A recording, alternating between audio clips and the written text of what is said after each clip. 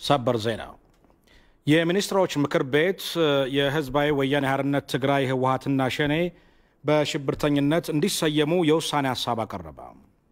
የህዝባዊ ወያኔ ሓርነት ትግራይ ህወሓትና ሸኔ ባለፉት 3 ዓመታት በኢትዮጵያ ህዝቦች የዲሞክራሲና የመብት መከበር ጥያቄዎችና ትግል አማካኝነት የመጣውን ለውጥ ለመቀልበስ በተለያዩ የሀገሪቱ ክፍል በሰላማዊ ዜጎች ላይ ያነጣጠሩ ጥቃቶች ሲፈጸሙ የቆዩ መሆኑ ይታወሳል። በዚህ ምክንያት የበርካታ ዜጎች ህይወት ጠፍቷል፣ አካላቸው ጎድለዋል፣ እንዲሁም ንብረታቸው ወድሟል፣ ከቀያቸው ተፈናቅለዋል። እነኚህ ጥቃቶች ህብረተሰቡ ቀጣይነት ባለው ስጋትና ፍርሃት ውስጥ እንዲኖር በማድረግ በመንግስት ላይ እምነት እንዲያጣ ዜጎች እርስ በርስ እንዳይተማመኑ አድርገዋል።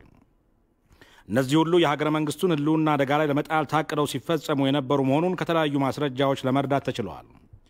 እነኚህ ጥቃቶች ከጀርባቸው የፖለቲካ አስተሳሰብን መነሻ በማድረግና የፖለቲካ ዓላማን ወይም ግብን ለማሳካት በማሰብ በንጹሃን ዜጎችና በህዝብ መሰረተ ልማቶች ላይ ሲፈጸሙ የቆዩ ናቸው። በሀገሪቱ የተለያዩ አካባቢዎች ሲፈጸሙ የቆዩት እነዚህ ጥቃቶች የተለያዩ ፈጻሚ አካላት ነበራቸው። ከጥቃቶቹ ጀርባ ግን በቅድ በገንዘብ በሐሳብና በሰው ኃይል ስልጠና በመደገፍ የሚዲያ ሽፋንና እገዛ በመስጠት ረገድ የመሪነት ሚናውን ሲጫወቱ የነበሩ ቡድኖች አሉ። ኢትዮጵያን የማመሰቃቀል የማዳከምና የማፍረስ ፍላጎት ያላቸው የውጭ ኃይሎች እነዚህን ቡድኖች በቅጥረኝነት እየተጠቀሙባቸው እንደሆነም ግልጽ ነው። እነኚህ ድርጅቶች ሲፈጽሙና ሲያስፈጽሙ የቆዩዋቸው የጥፋት ተግባራት የሽብር ወንጀል ተግባራት ናቸው። እነዚህ ተግባራት የሽብር ወንጀልን ለመከላከልና ለመቆጣጠር በወጣው አዋጅ 1176/2012 አንቀጽ 3 ስር ስለ ሽብር የወንጀል ድርጊት የተሰጠውን ትርጓሜ ሙሉ ለሙሉ የሚያሟሉ ተግባራት እንደሆኑ በቀላሉ ለመገንዘብ ይቻላል። እነዚህ የሽብር ተግባራት የፈጸሙ ድርጅቶች አባላትና ደጋፊዎቻቸውን እንደ ግለሰብ በተናጠል በሽብር ወንጀል ተጠያቂ ከማድረግ ይልቅ ድርጅቶቹን የሽብርተኛ ድርጅት አድርጎ በመሰየም በህጉ በተቀመጠው አግባብ የሽብር ወንጀል ድርጊትን በተሻለ ሁኔታ ለመቆጣጠርና ለመከላከል ይቻላል። ስለዚህ የሽብር ወንጀልን ለመከላከልና ለመቆጣጠር በወጣው አዋጅ ቁጥር 1176/2012 አንቀጽ 18 እና 19 መሰረት ህዝባዊ ወያኔ ሓርነት ትግራይ ህወሓትና ሸኔ የሽብር ወንጀልን ዓላማቸው አድርገው የሚንቀሳቀሱ በመሆኑና የድርጅቶቹ የሥራ አመራር ወይም ውሳኔ ሰጭ አካላት ወንጀሉን አምነው የተቀበሉት ወይም ማፋጸሙን እየመሩት በመሆኑ የሽብር ተግባር መፈጸምም የድርጅቶቹ ጠቅላላ መገለጫ በመሆኑ ድርጅቶቹ በሽብርተኛ ድርጅትነት እንዲሰየሙ የውሳኔ ሐሳብ ቀርበዋል። እንዲሁም የሽብር ወንጀልን ለመከላከልና ለመቆጣጠር በወጣው አዋጅ ቁጥር 1176/2012 አንቀጽ 23 መሰረት በተመሳሳይ ተግባር በተሰማሩና በዚህ ውሳኔ ሐሳብ መሰረት ከተሰየሙት የሽብርተኛ ድርጅቶች ጋር ትብብር፣ ትስስር ወይም የሐሳብና የተግባር ዝምድና ያላቸው ድርጅቶችና ግለሰቦች ላይም ይህ ውሳኔ ሐሳብ ተፈጻሚ ይሆናል።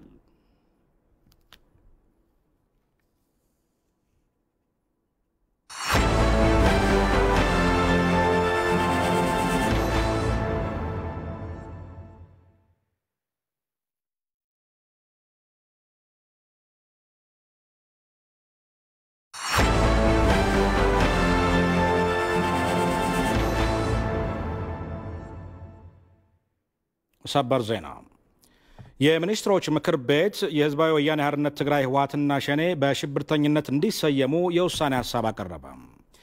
እነዚህ ድርጅቶች ባለፉት 3 ዓመታት በኢትዮጵያ ህዝቦች የዲሞክራሲና የመብት መከበር ጥያቄዎችና ትግል አማካኝነት የመጣውን ለውጥ ለመቀልበስ በተለያዩ የሀገሪቱ ክፍል በሰላማዊ ዜጎች ላይ ያነጣጠሩ ጥቃቶች ሲፈጽሙ የቆዩ መሆኑ ይታወሳል።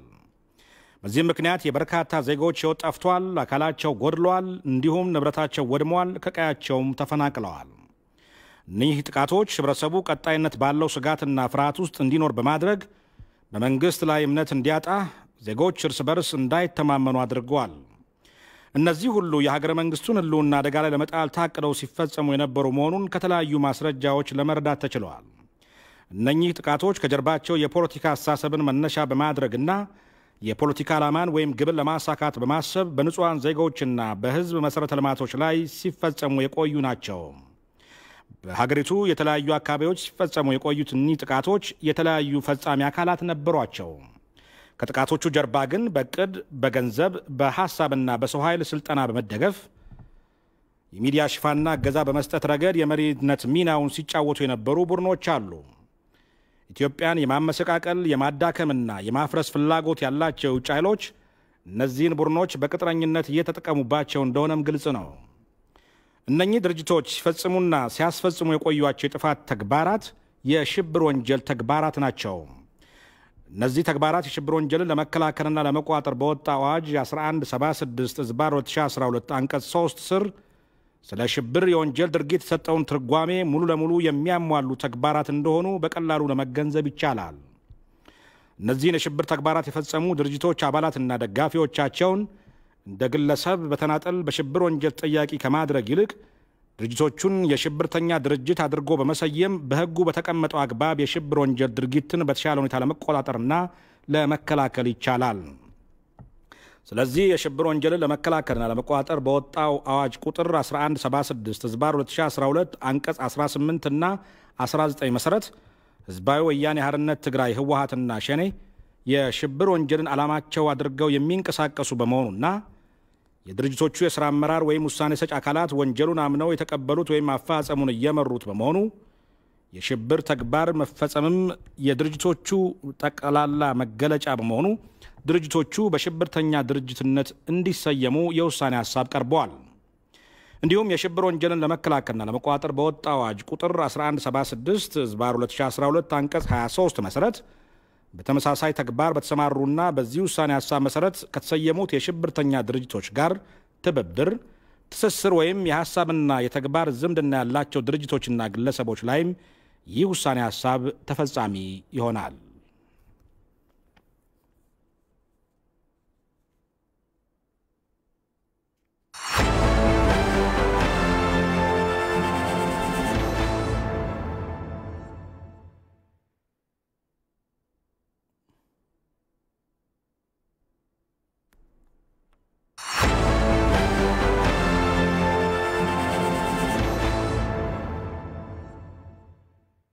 ሰበር ዜና። የሚኒስትሮች ምክር ቤት የህዝባዊ ወያኔ ሓርነት ትግራይ ህወሓትና ሸኔ በሽብርተኝነት እንዲሰየሙ የውሳኔ ሐሳብ አቀረበ። የህዝባዊ ወያኔ ሓርነት ትግራይ ህወሓትና ሸኔ ባለፉት 3 ዓመታት በኢትዮጵያ ህዝቦችና የዲሞክራሲና የመብት መከበር ጥያቄዎችና ትግል አማካኝነት የመጣውን ለውጥ ለመቀልበስ በተለያዩ የሀገሪቱ ክፍል በሰላማዊ ዜጎች ላይ ያነጣጠሩ ጥቃቶች ሲፈጽሙ የቆዩ መሆኑ ይታወሳል። በዚህም ምክንያት የበርካታ ዜጎች ሕይወት ጠፍቷል፣ አካላቸው ጎድሏል፣ እንደዚሁም ንብረታቸው ወድሟል፣ ከቀያቸውም ተፈናቅለዋል። እነኚህ ጥቃቶች ህብረተሰቡ ቀጣይነት ባለው ስጋትና ፍርሃት ውስጥ እንዲኖር በማድረግ በመንግስት ላይ እምነት እንዲያጣ፣ ዜጎች እርስ በርስ እንዳይተማመኑ አድርጓል። እነዚህ ሁሉ የሀገረ መንግስቱን ህልውና አደጋ ላይ ለመጣል ታቅደው ሲፈጸሙ የነበሩ መሆኑን ከተለያዩ ማስረጃዎች ለመረዳት ተችሏል። እነኚህ ጥቃቶች ከጀርባቸው የፖለቲካ አስተሳሰብን መነሻ በማድረግና የፖለቲካ ዓላማን ወይም ግብን ለማሳካት በማሰብ በንጹሃን ዜጎችና በህዝብ መሠረተ ልማቶች ላይ ሲፈጸሙ የቆዩ ናቸው። በሀገሪቱ የተለያዩ አካባቢዎች ሲፈጸሙ የቆዩት እነዚህ ጥቃቶች የተለያዩ ፈጻሚ አካላት ነበሯቸው። ከጥቃቶቹ ጀርባ ግን በቅድ፣ በገንዘብ፣ በሐሳብና በሰው ኃይል ስልጠና በመደገፍ የሚዲያ ሽፋንና እገዛ በመስጠት ረገድ የመሪነት ሚናውን ሲጫወቱ የነበሩ ቡድኖች አሉ። ኢትዮጵያን የማመሰቃቀል የማዳከምና የማፍረስ ፍላጎት ያላቸው የውጭ ኃይሎች እነዚህን ቡድኖች በቅጥረኝነት እየተጠቀሙባቸው እንደሆነም ግልጽ ነው። እነኚህ ድርጅቶች ሲፈጽሙና ሲያስፈጽሙ የቆዩዋቸው የጥፋት ተግባራት የሽብር ወንጀል ተግባራት ናቸው። እነዚህ ተግባራት የሽብር ወንጀልን ለመከላከልና ለመቆጣጠር በወጣው አዋጅ 1176/2012 አንቀጽ 3 ስር ስለ ሽብር የወንጀል ድርጊት የሰጠውን ትርጓሜ ሙሉ ለሙሉ የሚያሟሉ ተግባራት እንደሆኑ በቀላሉ ለመገንዘብ ይቻላል። እነዚህን የሽብር ተግባራት የፈጸሙ ድርጅቶች አባላትና ደጋፊዎቻቸውን እንደ ግለሰብ በተናጠል በሽብር ወንጀል ተጠያቂ ከማድረግ ይልቅ ድርጅቶቹን የሽብርተኛ ድርጅት አድርጎ በመሰየም በሕጉ በተቀመጠው አግባብ የሽብር ወንጀል ድርጊትን በተሻለ ሁኔታ ለመቆጣጠርና ለመከላከል ይቻላል።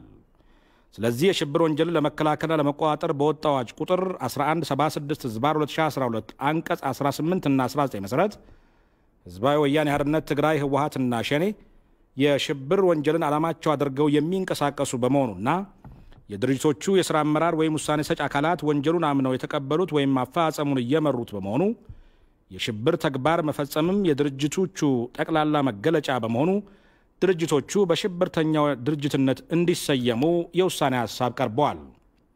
እንዲሁም የሽብር ወንጀልን ለመከላከልና ለመቆጣጠር በወጣው አዋጅ ቁጥር 1176/2012 አንቀጽ 23 መሰረት በተመሳሳይ ተግባር በተሰማሩና በዚህ ውሳኔ ሐሳብ መሰረት ከተሰየሙት የሽብርተኛ ድርጅቶች ጋር ትብብር፣ ትስስር ወይም የሐሳብና የተግባር ዝምድና ያላቸው ድርጅቶችና ግለሰቦች ላይም ይህ ውሳኔ ሐሳብ ተፈጻሚ ይሆናል።